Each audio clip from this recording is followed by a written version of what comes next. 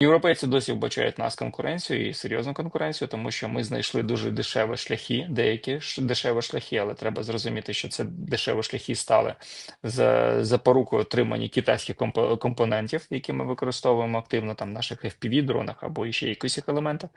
Знов таки, тут треба зрозуміти, як американці дивуються дешевим українським дронам. Ну так вибачте, в американців кожен гвинтик, кожна гаєчка, вона сертифікована і вона належить до якоїсь компанії, яка отримує з кожної проданої одиниці там один доларовий цент, або там 5 центів, або якусь там ціну, умовно кажучи.